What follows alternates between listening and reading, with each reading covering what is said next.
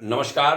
भाग्योदय विचार प्रवाह श्रृंखला की 239वीं 239 कड़ी में आपका स्वागत है, अभिनंदन है। आज रविवार 22 दिसंबर 2024 साप्ताहिक वार्ता में आपका अभिनंदन करता हूं।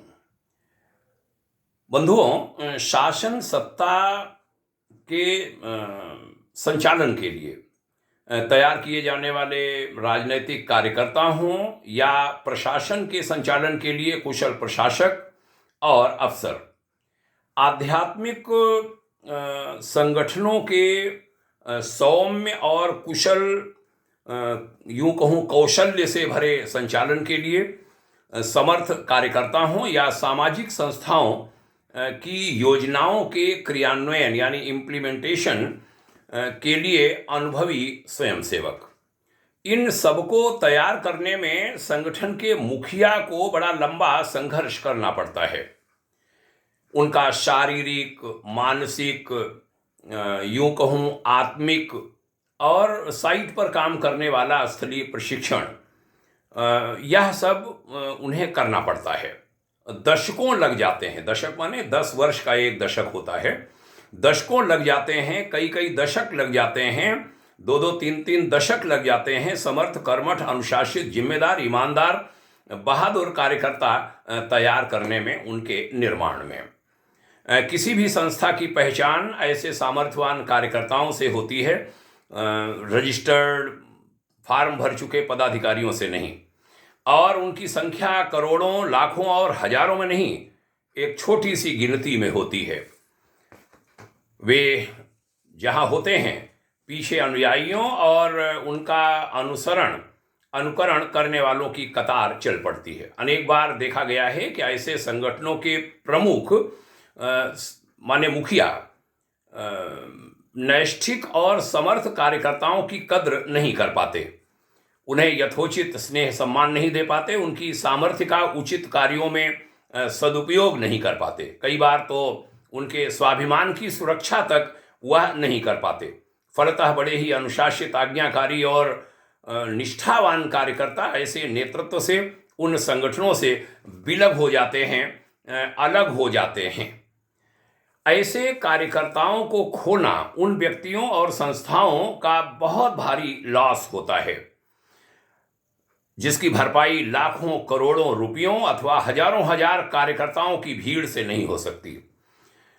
समग्रता के साथ समर्पित और समर्थ कार्यकर्ता बनाने में दशकों लग जाते हैं और विलग हो जाने में कुछ मिनट, कुछ घंटे, कुछ दिन।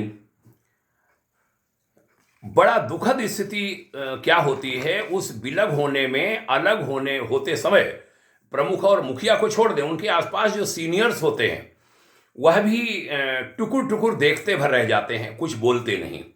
राजनीतिक क्षेत्र में भी महात्मा गांधी जी के समय से लेके बाद तक की स्थिति हो या आध्यात्मिक संस्थाओं में, मैंने समीप से देखा है।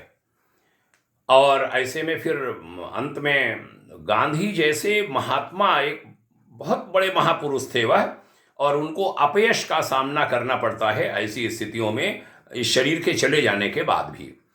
और उनके साथ के जो लोग होते हैं उनका भी अपयश होता है, वह भी उससे वंचित नहीं रह सकते। एक घटना याद आती है। भारतीय जनता पार्टी इस समय शासन सत्ता में है। भाजपा के बहुत बड़े यशस्वी राजनेता श्री कल्याण सिंह यूपी के सीएम रहे।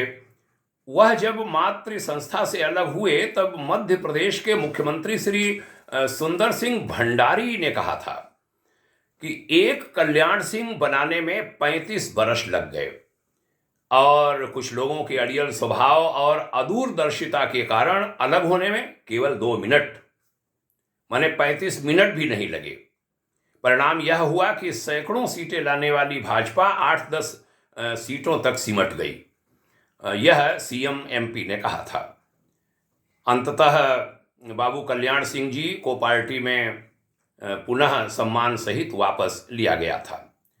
देश की बड़ी बड़ी आध्यात्मिक संस्थाएं भी ऐसी गलतियों से अछूती नहीं होती। हीरा कहे जाने वाले स्वयंसेवक कुछ व्यक्तियों की अदूरदर्शिता, उनके अहंकार और बचकानी हरकतों के कारण विलग हो जाते हैं।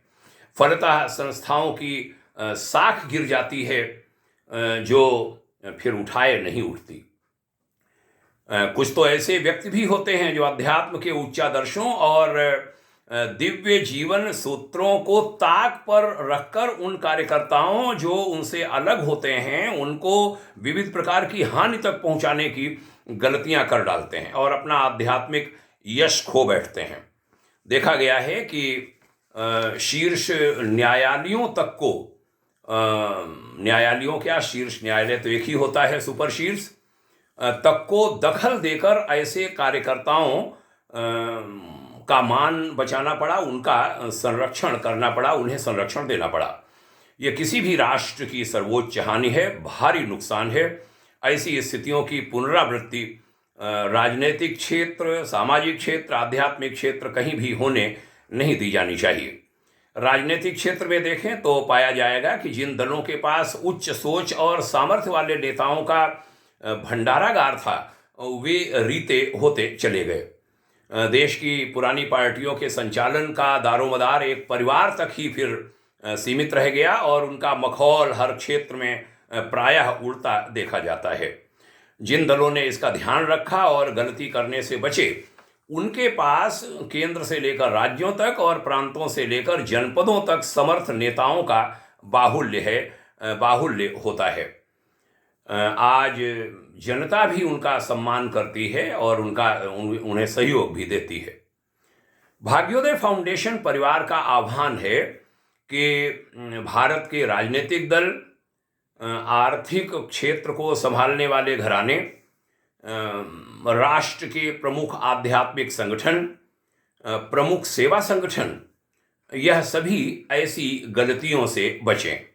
जहां सुधार की आवश्यकता हो सुधार करें, जहां कदम पीछे करने की जरूरत हो वहां अहंकार और दंभ त्याग कर जड़ से जुड़ें। यह संस्था, संगठन, समाज, देश और प्रकारांतर से परिवर्तन के इस महान काल की, इस पीरियड की बहुत बड़ी सेवा होगी। आइए राष्ट्र को शीर्ष प्राथमिकता दें, संस्कृति को शीर्ष प्राथमिकता दें, अपनी देव संस्कृति को सबसे अधिक महत्व दें, छोटापन छोड़ें, बड़प्पन बढ़ाएं, देश, धर्म, संस्कृति के काम आएं, प्रभु इस ऋषि राष्ट्र का सर्वथा कल्याण करें, यही प्रार्थना, यही कामना। भाग्योदय फाउंडेशन ऐसी बहुत सारी चीज़ों को रखने का प्रयास करता है जिससे समग्रता के साथ सभी लोग जुड़ सकें और सभी का सम्यक मार्गदर्शन संभव हो सके।